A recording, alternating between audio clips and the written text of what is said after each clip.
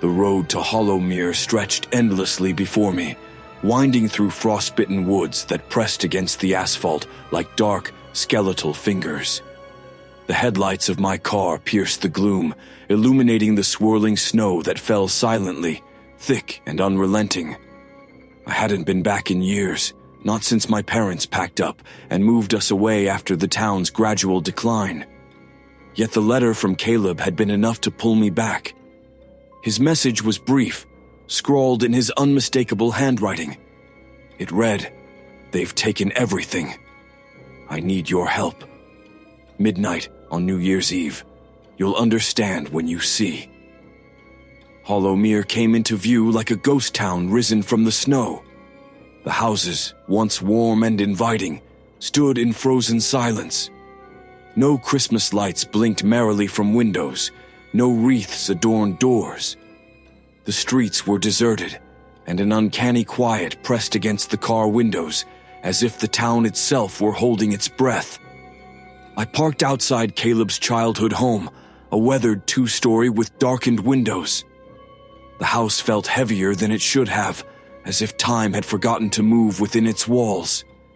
Caleb greeted me at the door, his face pale and drawn, his eyes shadowed by sleepless nights. He pulled me inside quickly, bolting the door behind us. "You came," he whispered, his voice barely audible. "What's going on, Caleb?" I asked, my voice echoing in the hollow space of the house. He motioned me toward the living room, where a single candle burned on a low table.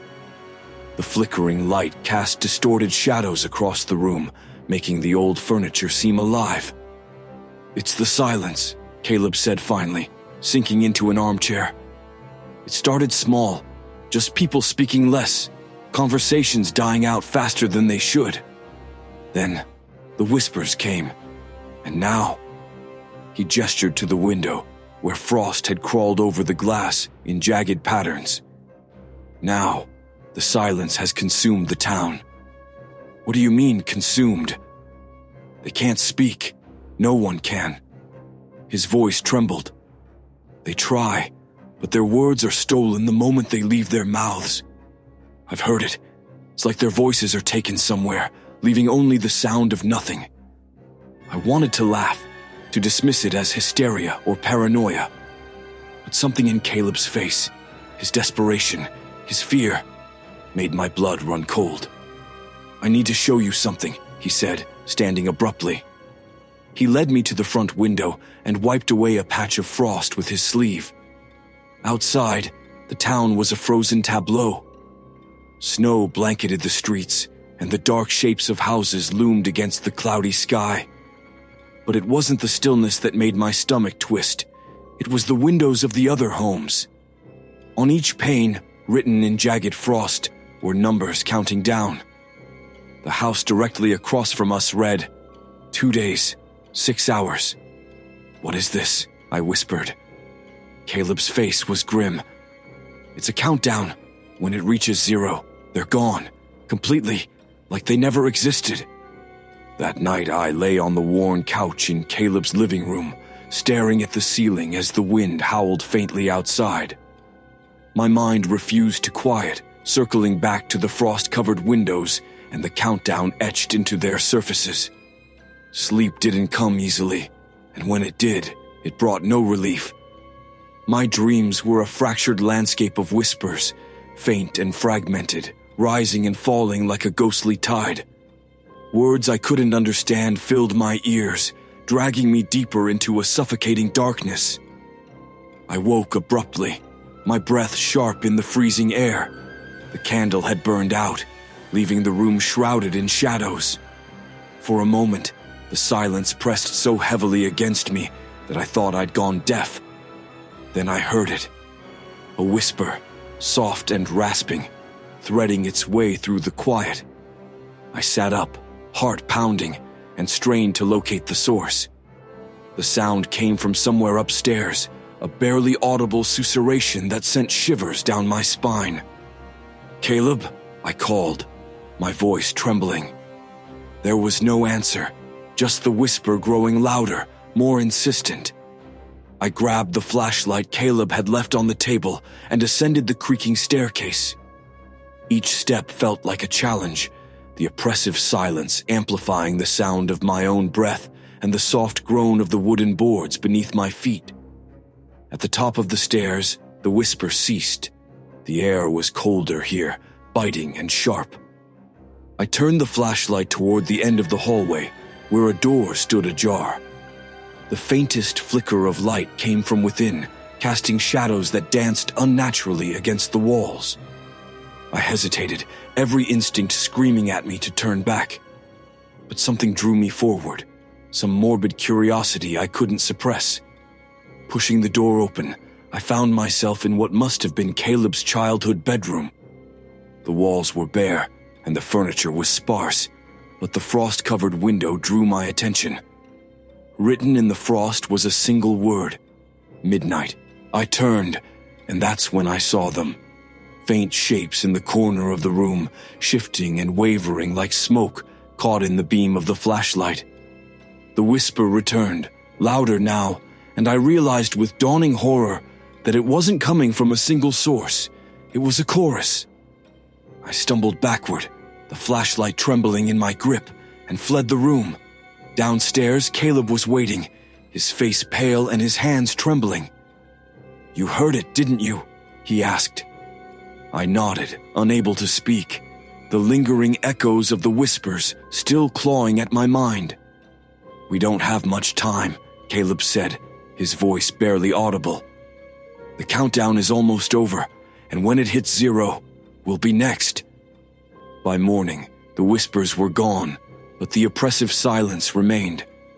Caleb and I sat in his dimly lit kitchen, the air thick with unspoken dread.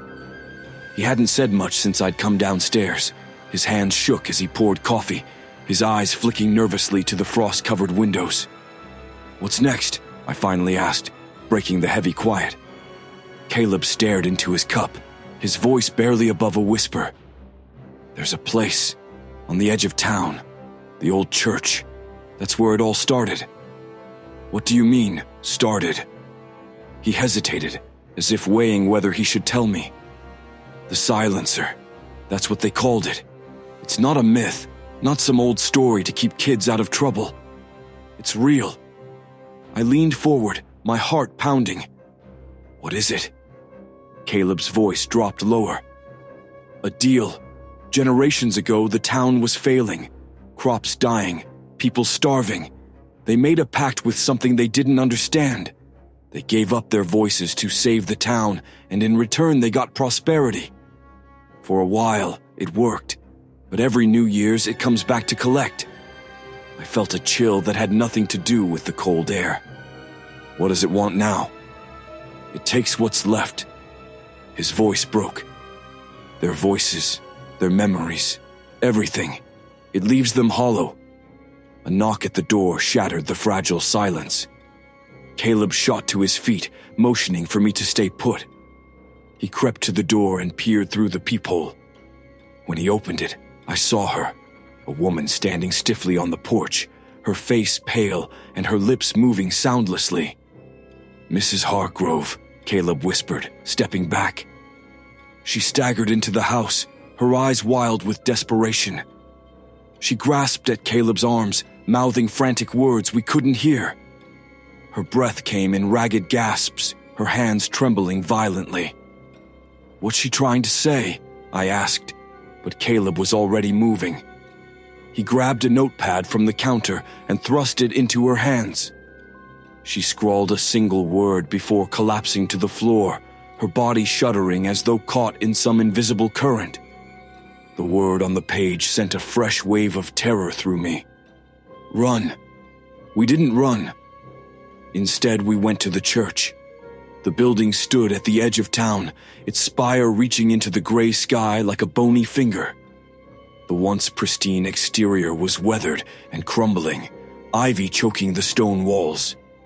The heavy wooden doors groaned in protest as we pushed them open, revealing the dim interior. Inside, the air was colder than outside, carrying a faint metallic tang that made my stomach churn. The rows of pews were draped in shadows, and a thick layer of dust coated everything. At the far end of the nave, the altar stood in eerie silence, a hulking monolith of blackened wood. "This is where they made the pact," Caleb said, his voice trembling. He led me to the altar, where strange carvings marred its surface, symbols that seemed to shift and writhe when I looked at them too long. The whispers returned, faint and distant, echoing off the stone walls. "Do you hear that?" I whispered. Caleb nodded, his face pale. "It's them, the ones it's already taken." Suddenly the whispers surged, rising into a cacophony that filled the church with a maddening hum. The symbols on the altar glowed faintly, pulsing like a heartbeat. The sound became unbearable, pressing against my skull until I thought my head would split.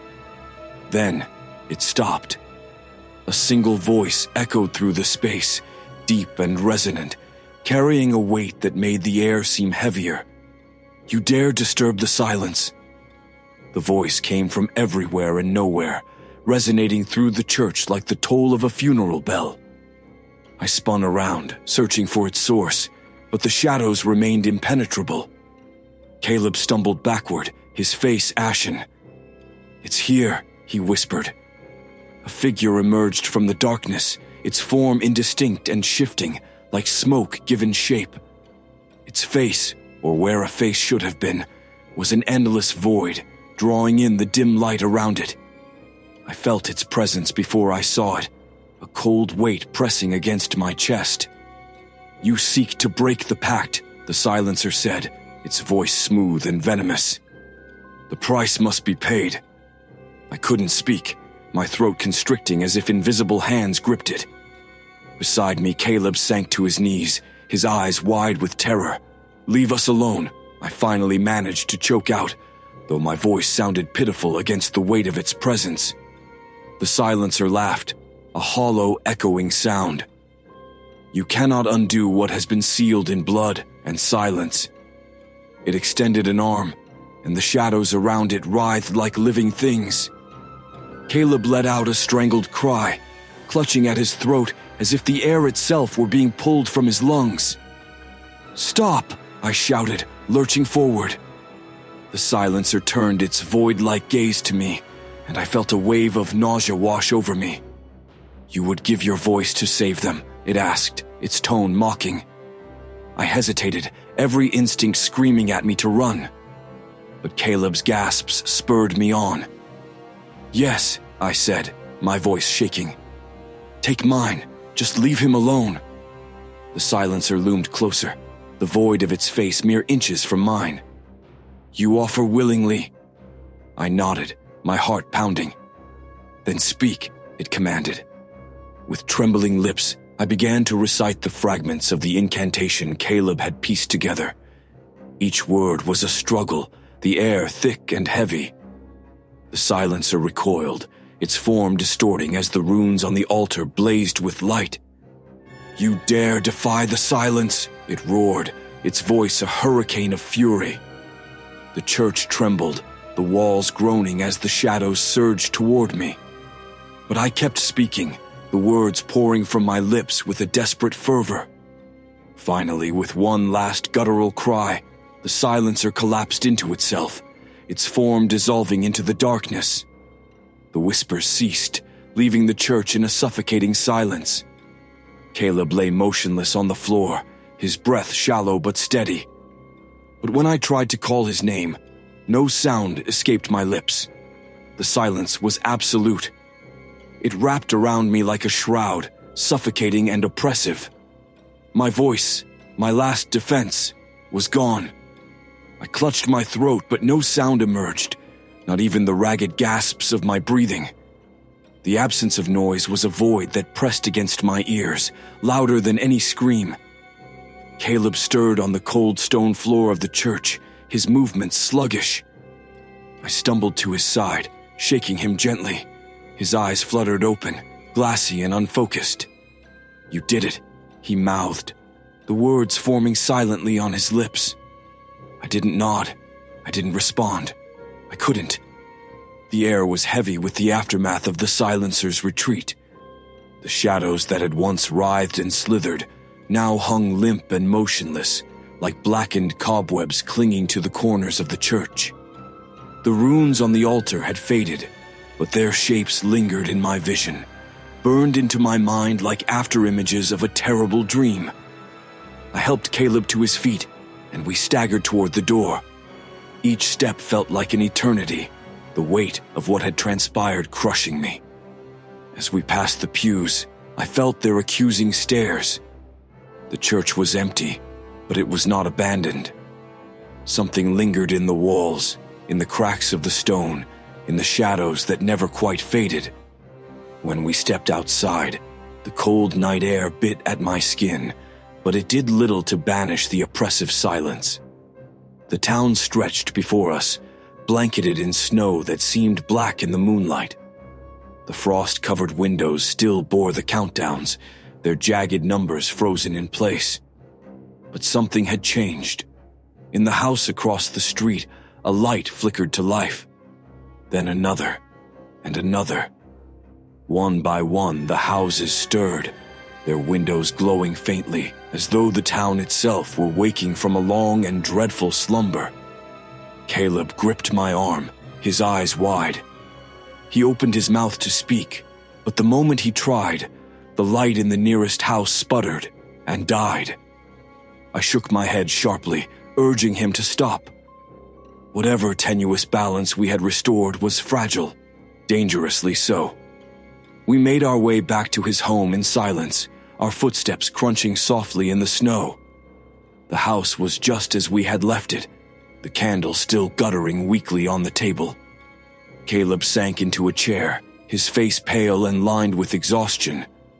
I stood by the window, staring out at the sleeping town. For a moment, I let myself believe it was over.